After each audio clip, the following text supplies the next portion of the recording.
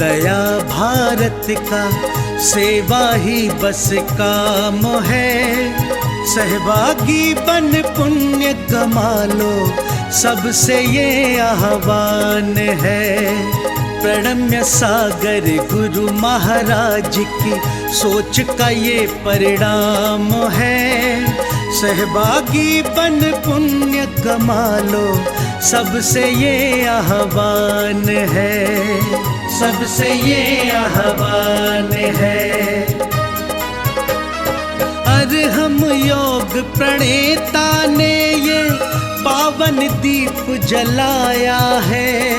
साधर्मी का बने सहारा, बीड़ा ये ही उठाया है, बीड़ा ये ही उठाया है। चलो उन्हें खुशियों से मिलाए, बड़ा पुण्य का काम है।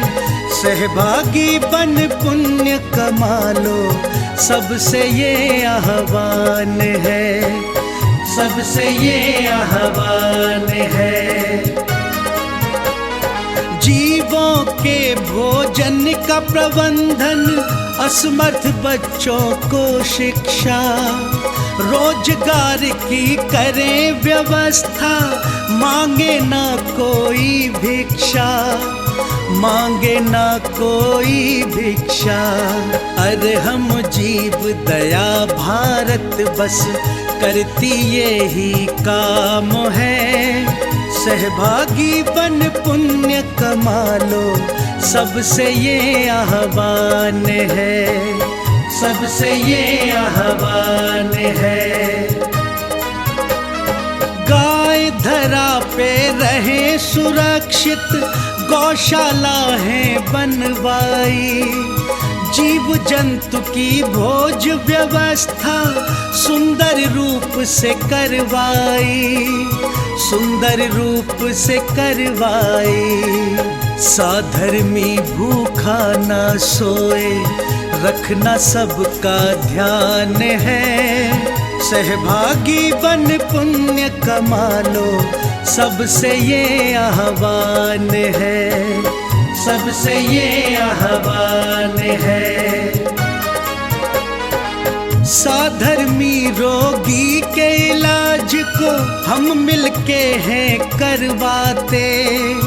जाने कितने असहायों को राशन घर में पहुँचाते, राशन घर में पहुँचाते। लक्ष्य हमारा उन चेहरों पे लानी बस मुस्कान है। सहभागी बन पुण्य कमा लो, सबसे ये आह्वान है, सबसे ये आह्वान है। दान धर्म ही साथ जाएगा, बाकी सब तो धोखा है। पुण्य के भागी बन जाओ, ये बड़ा ही पावन मौका है, बड़ा ही पावन मौका है। जुड़ के जीवन सार्थक कर लो, पावन ये अभियान है। सहभागी बन पुण्य कमा लो, सबसे ये आह्वान है, सबसे ये आह्वान है।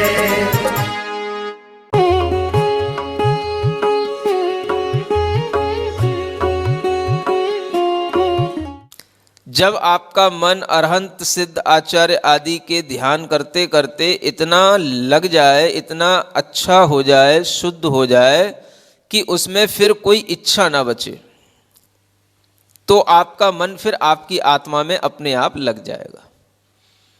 और इच्छा से रहित होने के लिए आपको उन्हीं का ध्यान करना पड़ेगा जिनमें कोई इच्छा है नहीं। क्या समझ आ रहा है? क्या इच्छा पैदा होगी आपको अरिहंत सिद्ध आदि आचार्य उपाध्याय साधु का ध्यान करने से? जिनमें कोई इच्छा नहीं और जिनको देखने के बाद में कोई इच्छा बचती नहीं, और जिनके स्वरूप का चिंतन करने के बाद में जितनी भी इच्छाएं हैं वो सब बिल्कुल फीकी लगने लग जाती हैं। इसलिए इनके ध्यान से ही अपनी इच्छाएं नियंत्रित हो जाती हैं। किनके ध्यान से? पंच परमेष्ठी के ध्यान से, है ना। तो भी आप देखोगे, अगर आपने कभी थोड़ा भी भूल चूक से कहीं सिद्धों का या अरिहंतों का थोड़ा भी आपने कहीं ध्यान लगा लिया, तो आपको महसूस होगा कि देखो कुछ भी इच्छा नहीं है वहां पर। और सिद्ध तो बिल्कुल ही कैसे हो गए, कुछ दिख ही नहीं रहा, कहाँ चले गए, कहाँ बिल्कुल शून्य में उनकी आत्मा स्थित हो गई। अब जब उनकी आत्मा ऐसे शून्य में स्थित है तो फिर हमें क्या करना है? समझ आ रहा है? हम इच्छा करके क्या करेंगे? ऐसे विचार से अपने आप वो इच्छा शांत हो जाती है। और जब तक आप इच्छा करोगे तो आपके लिए वो ध्यान लगेगा है नहीं। सिद्ध अरहंत या कोई भी साधु आदि परमेष्ठी का ध्यान भी तब लगेगा जब आप उस समय पर थोड़ी देर के लिए भी अपनी इच्छाओं से रहित होगे। थोड़ी देर के लिए भी सही। अभी हमें थोड़ी देर के लिए कोई इच्छा नहीं करनी। जैसे ही आपने कोई दूसरी इच्छा की तो वो ध्यान वहां से हट गया। आप पूछते हो कि हमें ध्यान नहीं लगता, लगाते हैं बार बार, कुछ भी नहीं लगता, कहाँ चला जाता पता नहीं पड़ता। वो कुछ भी नहीं होता, वो सिर्फ हमारे मन की इच्छाओं का एक बहुत बड़ा प्रवाह होता है, फ्लो ऑफ डिजायर्स। समझ आ रहा है? हाँ, इतनी इच्छाओं का तीव्र प्रभाव रहता है कि हमारा ज्ञान और मन कहीं पता ही नहीं पड़ता कि वो कहाँ काम कर रहा है। और हमें पता ही नहीं होता कि हम अगर कभी सोच भी लें कि हमें ऐसा करना है तो होता कुछ नहीं है। इसलिए बहुत सारे लोग अपने मन से परेशान रहते हैं। आप लोग तो नहीं रहते?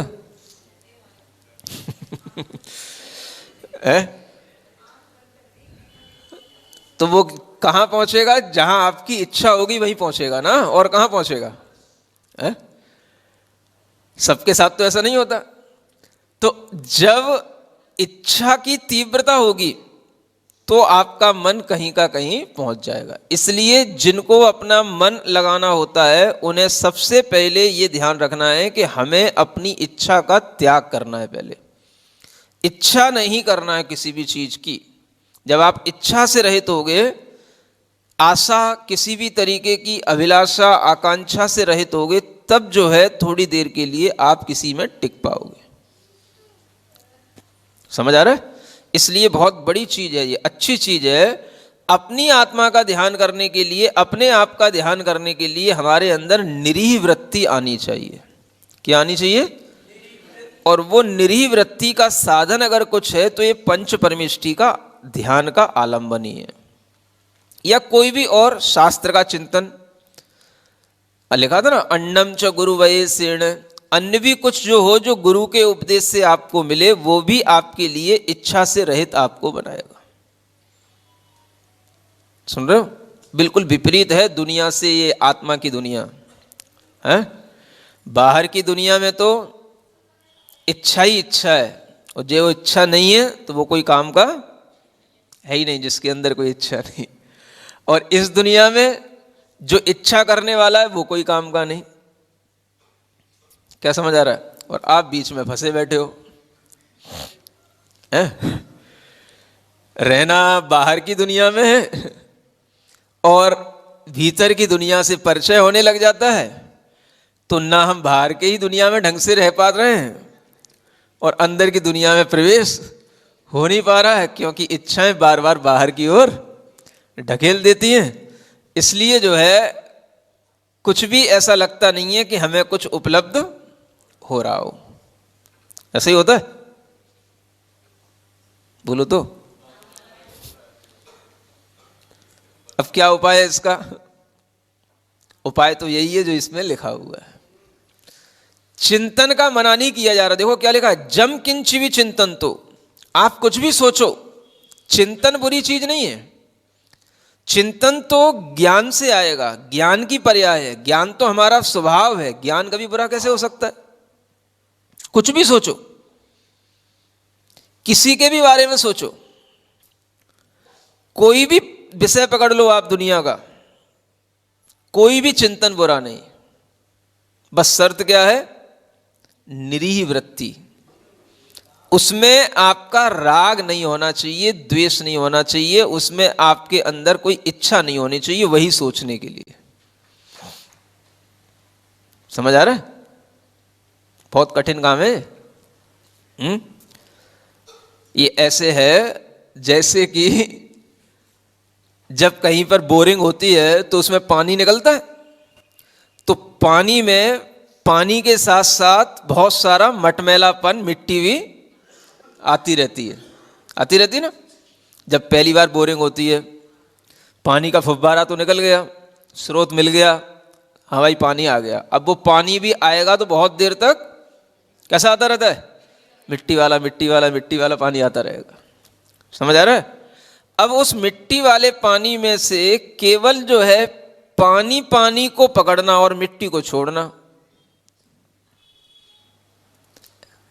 ऐसे ही तो होता है। हमारा जो ज्ञान है, चिंतन है, उसमें हमारी इच्छाएं भर भर के आती रहती भीतर से, कर्म के उदय के कारण से। तो उसमें से इच्छाओं को हटाना और केवल ज्ञान को पकड़ना, और तब तक ऐसा करते रहना जब तक उतना पानी निकल जाए, इतना गंदला गंदला गंदला गंदला जब तक ना निकल जाए, जब तक कि बिल्कुल वो शुद्ध पानी ना आ जाए।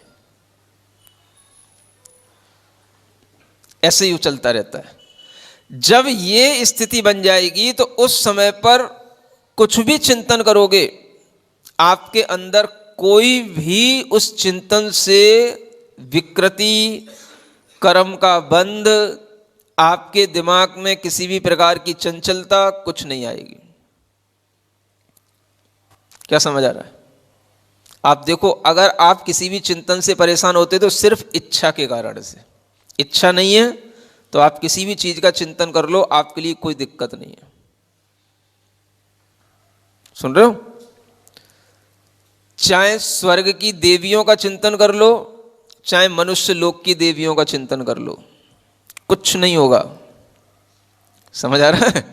अगर इच्छा से रहित ज्ञान की परिणति है तो, और होता ही है। आप क्या समझते हो? मुनि महाराज क्या करते रहते हैं? स्वर्गों की देवियों का चिंतन करते रहते हैं। हाँ, पता नहीं आपको? 3 लोक का चिंतन करेंगे तो 3 लोक में नारकी भी आएंगे, स्वर्ग के देव भी आएंगे, देवियां भी आएंगी, सब आएगा। समझ आ रहा है? नरक में चिंतन करेंगे नारकियों का तो बिल्कुल वहां पर जैसे मार रहे हैं, काट रहे हैं, उसी में बिल्कुल अपने आप को लगा देंगे और कुछ नहीं होगा उनको। न किसी नारकी से द्वेष आएगा, न गुस्सा आएगा, न काटने का भाव आएगा, बस केवल क्या, सिर्फ चिंतन होगा वो। मनुष्य लोक में आएंगे, मनुष्य लोक का चिंतन करेंगे।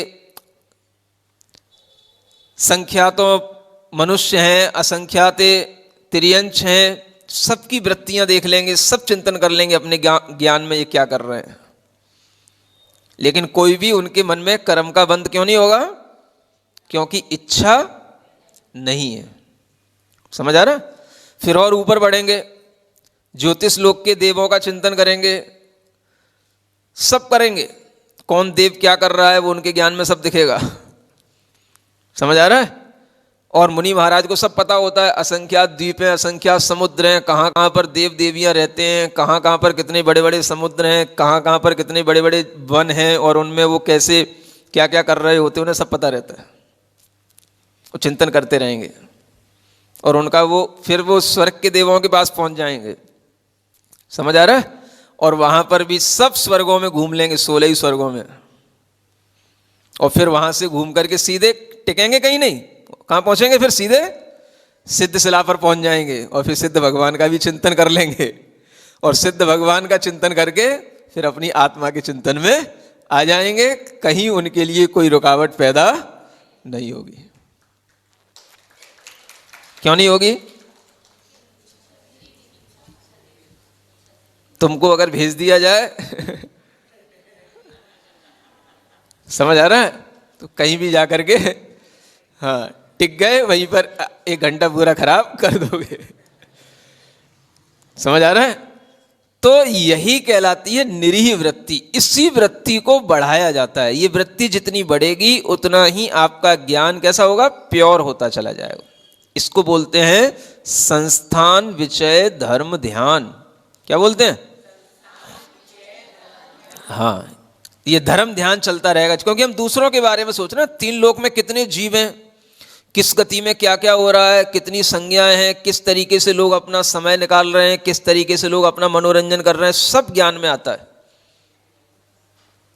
लेकिन उससे आर्त ध्यान नहीं होता।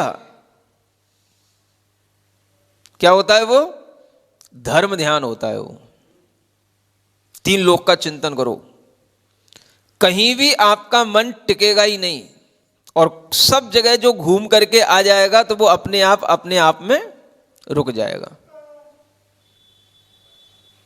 और वो तभी आप अपने आप में रुक पाओगे जब सबको खूब देख लोगे, सबका खूब चिंतन कर लोगे। क्या समझ आ रहा है? जब तक आप केवल अपनी दुनिया में रहोगे तब तक आपको लगेगा कि बस इतनी सी दुनिया है, जो कंप्यूटर जितना रखा है ना, इसी में जिंदगी निकलनी है। समझ आ रहा है? और जिनके दिमाग में कंप्यूटर फीड होता है तो उनको 3 लोक का हर कुछ ज्ञान होता है। फिर उस ज्ञान से वो देख लेते हैं कि किसी भी तरह की स्थिति में कहीं पर भी कोई पर भी ईहा करना, इच्छा करना किसी भी प्रकार से हितकारी नहीं है। तो क्या हो जाता है? वो अपने स्वरूप में आ जाते हैं। फिर वो जब लीन हो जाएंगे तो वो धर्म ध्यान से उस शुक्ल ध्यान में चले जाएंगे, और उस शुक्ल ध्यान में जब वो एकत्व को प्राप्त हो गए तो वही निश्चय ध्यान बन जाएगा, और उसी निश्चय ध्यान से केवल ज्ञान की प्राप्ति हो जाएगी। समझ आ रहा है? इसलिए वर्तमान में भी ये धर्म ध्यान बिना इच्छा के लोक विषय जो ध्यान होता है, संस्थान विषय ध्यान होता है, वो वही कर सकते हैं जिनके अंदर दुनिया की किसी चीज से कोई मोह नहीं हो, इच्छा नहीं हो। हर कोई नहीं कर सकता इस ध्यान को। इसलिए इसको कहा गया है केवल साधु ही कर सकते इस ध्यान को, संस्थान विषय धर्म ध्यान। समझ आ रहा है? हाँ, नहीं तो आपको तो जहां जिस घर में रसगुल्ले देखे समझ आ रहा है, वहीं आप भूल जाओगे कि हमें क्या देखना है, क्या करना है। नहीं समझ आ रहा? दिखेगा तो सब कुछ, लेकिन कहीं पर भी कोई ईहा नहीं करना, इच्छा नहीं करो, सिर्फ बस जानते रहो, देखते रहो, घूमते रहो 3 लोक में। कहीं भी किसी के घर में घुस जाओ, कोई दिक्कत नहीं है। अच्छी चीज की नहीं? कहीं पर भी चले जाओ, किसी के भी बारे में चिंतन करने लग जाओ, कोई आपको कर्म का बंध नहीं होगा। यहां लिखा हुआ है कुछ भी चिंतन करो, बस क्या करना?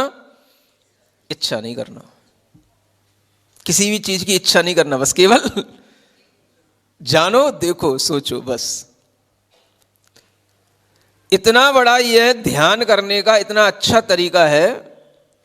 इसी तरीके को अगर आप थोड़ा भी अपनाने लग जाओ, बैठ जाओ ध्यान में, आप कुछ भी मत करो ध्यान करने के लिए, सिर्फ ये देखो कि हमारा मन क्या इच्छा कर रहा है, और हमें अपने मन को केवल इच्छा से हटाना है, कुछ नहीं करना है। इच्छा करे इस बात की अपने अंदर एक बिल्कुल अवेयरनेस बना करके रखो कि बस हमें इच्छा नहीं करना किसी चीज की। जो भी दिमाग में आता जाए आने दो, पकड़ना नहीं किसी चीज को, बस। समझ आ रहा है? आपके लिए यह बहुत बड़ा खतरा है। लोग इसको ध्यान करने का तरीका समझते हैं, लेकिन यह बहुत बड़ा खतरा है। खतरा इसलिए है क्योंकि जब तक हमारे अंदर ज्ञान नहीं होगा, इस शास्त्र का श्रुत ज्ञान नहीं होगा, 3 लोक का ज्ञान नहीं होगा, तब तक आपके दिमाग में बुरे ही विचार आएंगे, बुरी ही बातें आएंगी। आप कितनी देर तक उसको देखने की कोशिश करोगे, आपको अच्छी जगह जाने का रास्ता नहीं मालूम है तो आप उसमें उलझ ही जाओगे। समझ आ रहा है? ये देखने वाली प्रक्रिया उनके लिए होती है जिनके पास में श्रुत ज्ञान अच्छा होता है, क्योंकि उनके श्रुत ज्ञान से विचार जो आएगा वो कैसा आएगा? वो सब श्रुत संबंधी विचार आएगा, जो भगवान की वाणी में लिखा है, जो कहा गया है। इसलिए वो ये काम करेंगे तो उनके लिए तो संभव होता है। अनेक लोग जो ध्यान करने की प्रक्रिया सीखते हैं ऐसे ही ग्रंथों को पढ़ करके सीख लेते हैं, और अनेक तरीके की टेक्निक आज ध्यान की लोग बताते हैं, करवाते हैं। इसी तरीके से भैया कुछ भी अपने विचार पर जोर मत डालो, जो भी आ रहा है बस उसको आने दो, देखते रहो। कब तक देखोगे? क्या देखोगे? आपके अंदर अच्छा तो तब आएगा ना जब आपको कुछ श्रुत ज्ञान हो, तो वो उन्हें नहीं मालूम कि इसके पीछे क्या थ्योरी है। समझ आ रहा है? यहां से उन्होंने इतना सीख लिया, बस कुछ भी चिंतन करो, उस पर इच्छा मत करो, बस उसको देखते रहो, जानते रहो। तो ऐसा कर ही नहीं सकते आप। हर थोड़ी देर में आपके लिए वह अपने आप डिस्टरबेंस हो ही जाएगा, और बहुत देर तक भी करने के बाद में आपको कुछ क्यों नहीं उपलब्ध होगा? क्योंकि भीतर कोई ज्ञान की परिणति है ही नहीं। ये उनके लिए है जिनके पास में अच्छा खासा श्रुत ज्ञान होता है। क्या होता है श्रुत ज्ञान का मतलब? जिस सब जिनवाणी का ज्ञान कहां क्या है, जिनवाणी का जिसको जितना ज्यादा ज्ञान होगा वह उतने ही अच्छे तरीके से इस प्रक्रिया से गुजर करके निश्चय ध्यान को उपलब्ध होगा, एकत्व को उपलब्ध होगा।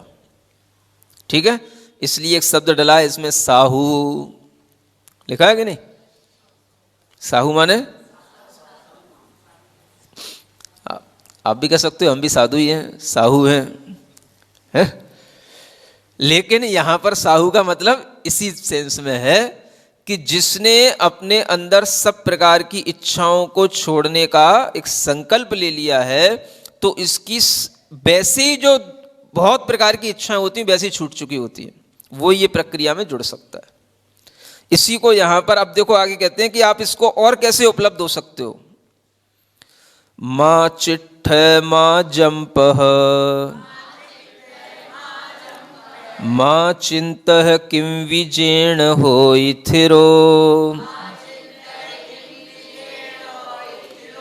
अप्पा अपम्मिरो इडमेव परम हवे झाणम। मां चिट्ठ मां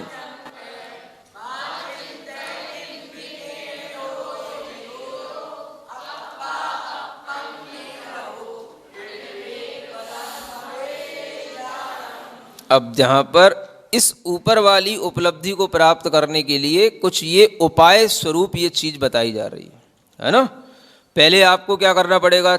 मां चिट्ठ माने किसी भी प्रकार की कोई भी चेष्टा, चेष्टा का मतलब किसी भी प्रकार की शरीर की क्रिया मत करो। मां जंपः किसी से कोई बोलचाल मत करो।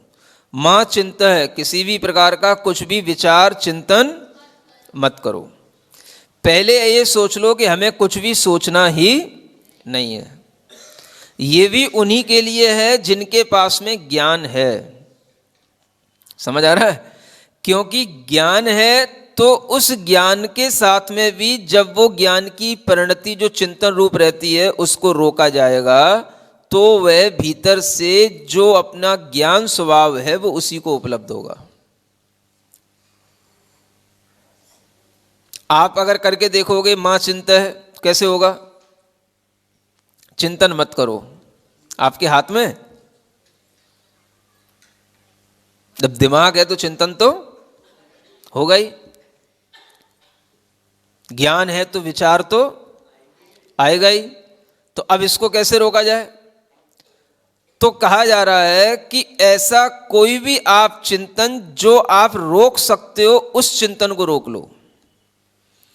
किसी भी प्रकार की वचन की क्रिया जो आप दूसरों से करते हो उसको रोक लो, और किसी भी प्रकार की चेष्टा जो आप दूसरों के लिए करते हो वो सब रोक लो। जो रोकने लायक है उसको रोक लो पहले। चेष्टा मत करो, बोलचाल मत करो, और किसी के बारे में सोचना बंद कर दो। इतना तो कर सकते हो कि हम किसी दूसरे के बारे में ना सोचें जो अपने फैमिलियर है। फैमिलियर मतलब अपने जानकार हैं, परिचित हैं, बस इतना पहले अगर कर लो तो भी तुम्हारे लिए कुछ लाइन खुल जाएगी। हमें उनकी चिंता करने में कोई दिक्कत नहीं जिनको हमने कभी देखा नहीं, जाना नहीं। उनके लिए सोचो, उनकी पहले चिंतन छोड़ दो जो हमारे परिचित हैं। चलो ऐसा हो जाएगा?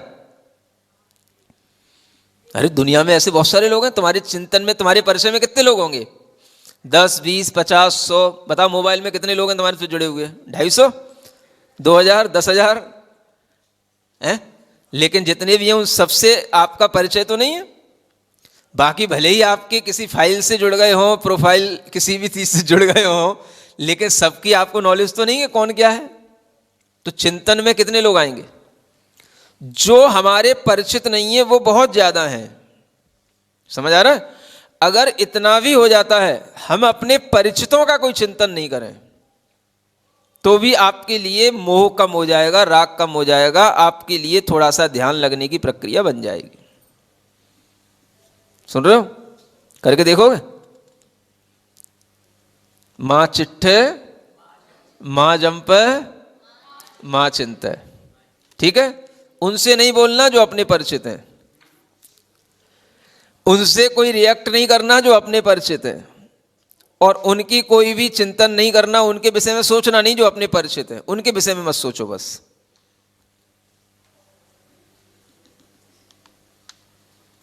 कितना सरल सी बात है, हैं? नहीं है? अगर आपने ऐसा कर लिया समझ लो आप स्थिर हो गए। आप कहते हैं ना मन हमारा स्थिर नहीं होता, हो जाएगा मन स्थिर, इसमें लिखा हुआ है, गारंटी की बात है। किम भी जेण होई थिरो, आप बिल्कुल स्थिर हो जाओगे। थिरो माने स्थिर हो जाओगे। ऐसा आपने कर लिया तो आपका मन बिल्कुल स्थिर हो गया। कहां जाएगा मन? सुन रहे हो? इससे क्या निष्कर्ष निकलता है कि मन हमेशा जो अपने परिचित होते हैं उन्हीं से बोलता है, उन्हीं की सुनता है, उन्हीं का चिंतन करता है, और उन्हीं के बारे में अच्छा या बुरा जैसा भी हो उन्हीं के बारे में सोचता है। इसलिए मन की स्थिरता बनती नहीं है। सुन रहे हो? ये बिल्कुल लास्ट की गाथा है, बढ़िया वाली। ध्यान करने के लिए पहले ये मानसिकता बना लो, और ये अगर हो गया तो फिर क्या? जब स्थिर हो गया मन तो मन कहां जाएगा? अब मन तो आत्मा की ही एक परिणति है, ज्ञान की, आत्मा ज्ञान की ही एक परिणति है। समझ आ रहा है? अब जब मन को कोई बाहर की चीज में कोई जुड़ाव है ही नहीं, बाहर कुछ है ही नहीं, तो अब मन कहां जाएगा? वो तो आत्मा के ही पास रहता है। तो बस अप्पा अप्पम ही रहो। आत्मा अपनी आत्मा में ही फिर रत हो जाता है, अपनी ही आत्मा में स्थिर हो जाएगा। क्योंकि आत्मा अभी तक मन के कारण से भटकता था, अब मन के लिए कुछ भी भटकने की बात है ही नहीं, तो आत्मा अपने स्वभाव में आ ही गया। बस इडमेव परम हवे झाणम, इसी का नाम परम ध्यान है। उत्कृष्ट ध्यान इसी को कहते हैं। कुछ कोशिश करोगे? हैं? करना। और कोशिश करने के लिए नीचे वाली गाथा भी ध्यान में रखना कि देखो इस प्रकार की कोशिश करने की योग्यता किन में होती है, वो यहां बताया जा रहा है। तब सुद वदवम चेदा झाड़ रह धुरंधरो हवे जम्मा, तम्मा तत्तीय निर्दा तल्लद्धिये सदा होई। पढ़ो।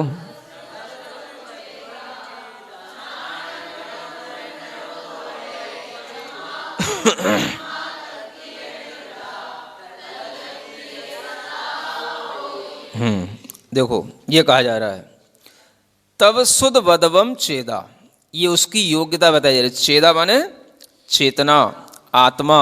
वह चेतना कैसी होनी चाहिए? तप सुद माने श्रुत, और व्रत माने व्रत से सहित होनी चाहिए। वद माने व्रत।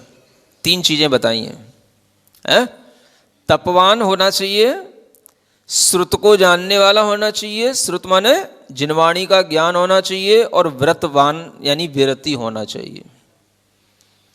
जितनी ये तीनों चीजें बढ़ेंगी, झाण रू धुरंधरो हवे जम्मा। समझ आ रहा है?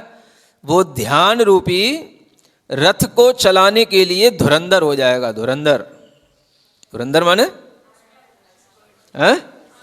एक्सपर्ट हो जाएगा। ध्यान करने के लिए एक उतना ही ज़्यादा वो अच्छा ड्राइवर होगा, है? बहुत अच्छे ढंग से कभी भी वो अपनी गाड़ी को कहीं भी घुमा सकता है। अच्छा जो ड्राइवर होता है, समझ आ रहा है? कैसी भी रोड हो, कैसी भी कंडीशन हो, हाँ, कितना भी ट्रैफिक हो, वो हर तरीके से अपनी गाड़ी को मेंटेन करना जानता है। स्पीड भी देना जानता है और कंट्रोल भी करना जानता है। उसको बोलते हैं धुरंधर। कब कहाँ पर कितनी स्पीड देना वो भी कर लेगा, और कब एकदम से ब्रेक लगाना वो भी कर लेगा। समझ आ रहा है? और वो इतने अच्छे ब्रेक होते हैं उसके, पावर ब्रेक बोलते हैं उनको। गाड़ी पलटती नहीं है, समझ आ रहा है?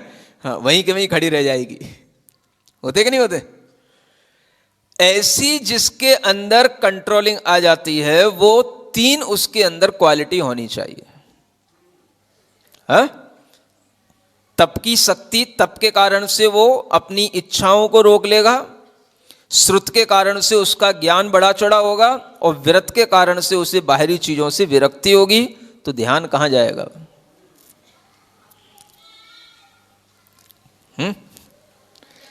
तम्मा तत्तीय निर्दा। जब चूंकि ये हो जाता है, इसलिए वो तत्तीय निर्दा है ना, वह हमेशा उन 3 में ही निरत हो जाता है। इसमें ये भी लगा सकते हैं, माने अपने ही ज्ञान, अपने ही दर्शन, अपने ही चारित्र में वह निरत हो जाता है, लीन हो जाता है। और तल्लब्धि सदा हुई, उसी से उसे उसकी अपने आत्मा के दर्शन ज्ञान चारित्र की लब्धि हो जाती है, माने अपने स्वभाव की उसे प्राप्ति हो जाती है। ये सारी की सारी प्रक्रिया कब घटित होती है? जब हमारे अंदर थोड़ी थोड़ी सी ये परिणतियां आए। जितने अंशों में ये परिणतियां होंगी, उतने ही अंशों में आप वह ध्यान का धुरंधर होगा।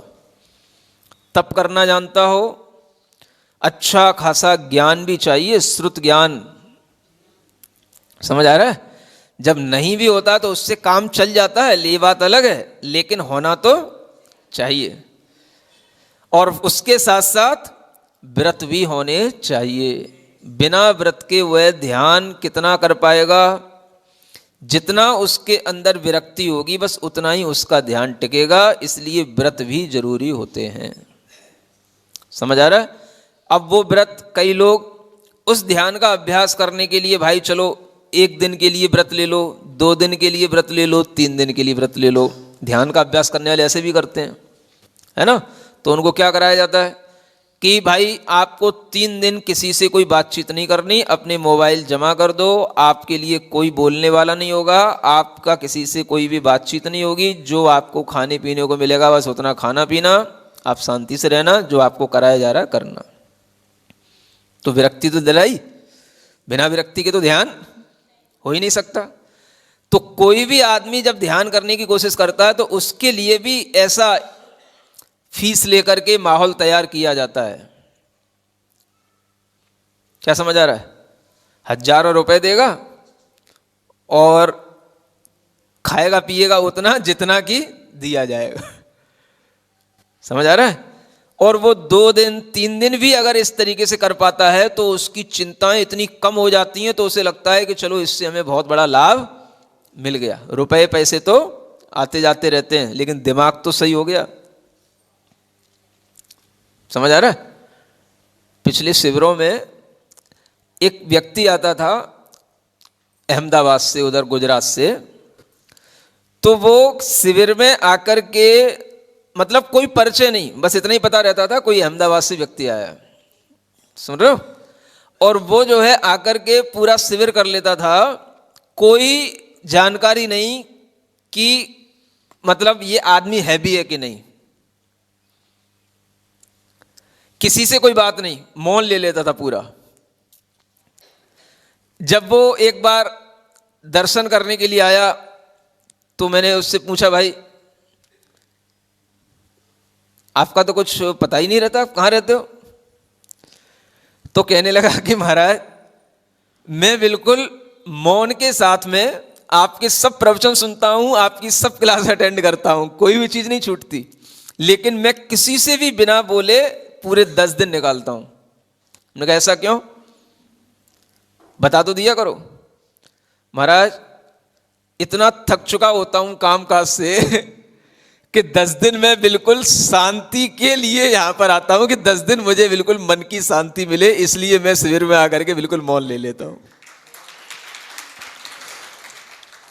समझ आ रहा है? ऐसे ऐसे लोग होते हैं। तो जिन्हें मन की शांति चाहिए उन्हें ऐसा करना ही होता है, उसके बिना कोई तरीका ही नहीं है। अब यहां पर भी आकर के वही सब बोलचाल और उसी में ही सब के भाई ये नहीं है हमारे पास, ये नहीं मिला हमको, ये सुविधा नहीं, बोले कुछ नहीं बोले। हम जो है उसी में एडजस्ट करने की कोशिश करते हैं। अगर किसी ने कुछ दे दिया, पूछ लिया, बता लिया तो ठीक है, नहीं तो हम अपने पास में कुछ भी नहीं रखते हैं। उन 10 दिनों में बिल्कुल शांति से हम हर तरीके से अपने आप को बिल्कुल मन को शांत बनाने की कोशिश करते हैं और कोई भी बातचीत नहीं करते। तो 10-10 दिन लोग मौन रह करके चले जाते हैं। समझ आ रहा है? किसी कहे बिना भी, बिना किसी प्रेशर के। तो ये परिणति बताती है कि आदमी जब बाहर थक चुका होता है तो उसे शांति के लिए थोड़ा सा इसी तरीके का आध्यात्मिक वातावरण चाहिए पड़ता है। और इसके बिना तो मन फिर अगर ज्यादा थक गया, ज्यादा परेशान हो गया तो फिर विक्षिप्त भी हो सकता है। सुन रहे हो? इसलिए जैनी व्यक्ति के लिए तो सुबह से शाम तक वर्ष में हर महीने इतने साधन रहते हैं कि आपके लिए कोई ना कोई तरीके धर्म के पूजा करने के माध्यम से, स्वाध्याय करने के माध्यम से, व्रत उपवास करने के माध्यम से, पूजा विधान करने के माध्यम से बने ही रहते हैं ताकि आपका मन अच्छा बना रहे। समझ आ रहा है? और कहीं कोई चातुर्मास हो गया, मुनि महाराज मिल गए, फिर तो 4 महीने उत्सव ही उत्सव होता रहता है। समझ आ रहा है? 4 महीने फिर तो आपका मन खराब हो ही नहीं सकता। और 4 महीने अगर आपका मन संभल गया तो साल भर तो अपने आप, आगे की साल भर तो अपने आप संभला ही रहेगा, नहीं संभला रहेगा? इतना तो संस्कार आ ही जाता है जो लोग रोजाना सुनते हैं। तो ये कितनी बड़ी थेरेपी है अपने मन को अच्छा बनाए रखने की, पवित्र बनाने की। है? जो लोग बनाना जानते हैं वो आनंद लेते हैं, और जो नहीं जानते हैं तो अभी भी अपने टीवी पे बैठे होंगे या अपनी दुकानों पे बैठे होंगे। तो यही कहा जा रहा है कि इस अध्यात्म के माध्यम से ही मन का सुख, मन की शांति प्राप्त होती है। अंतिम गाथा, दव्य संगहमिणं मुनिनाः दोष संचय च्युदासुद पुण्य शोधयन्तु तणुसुत्तधरेण नेमिचंद मुनिना भडियं जम। पढ़ो।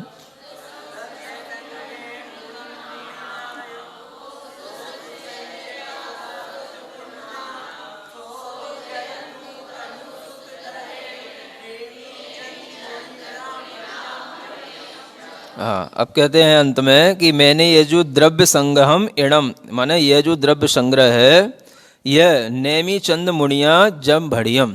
किसने लिखा है ये? नेमी चंद्र मुनि महाराज ने ये द्रव्य संग्रह ग्रंथ जो कहा है उसमें अगर कोई और दूसरे मुनिनाथ हों, माने हमसे भी ज्यादा कोई और बड़े ज्ञानी हो, तो दोष संचय चुदा, मतलब अगर इसमें कहीं कोई दोष दिखाई दे रहा हो तो उससे उसको छुड़ा लें, बचा लें, दोष से उसको हटा लें, है ना? लेकिन वो कैसे होने चाहिए? शुद्ध पुण्य, उनके पास में श्रुत पूर्ण होना चाहिए। समझ आ रहा है? मतलब कि अगर हमसे भी बड़ा कोई ज्ञानी हो तो हमारे लिए इस पर कोई कॉपीराइट नहीं है। हमने जो कुछ कहा है अगर उसमें कहीं कोई गलती रह गई हो तो उसको वह सुधार ले। शोधयन्तु तणुसुत्त धरेण, है ना? मैं तो थोड़ा सा श्रुत धारण करने वाला हूँ, उसका वह शोधन कर लें जो हमसे ज़्यादा ज्ञानी है, हमें कोई भी आपत्ति नहीं है। ऐसा कह करके नेमिचंद मुनि महाराज ने यह अपने ग्रंथ की पूर्णता कर दी। ये द्रव्य संग्रह ग्रंथ भी आज आपके लिए बहुत दिनों के बाद पूर्ण हो गया।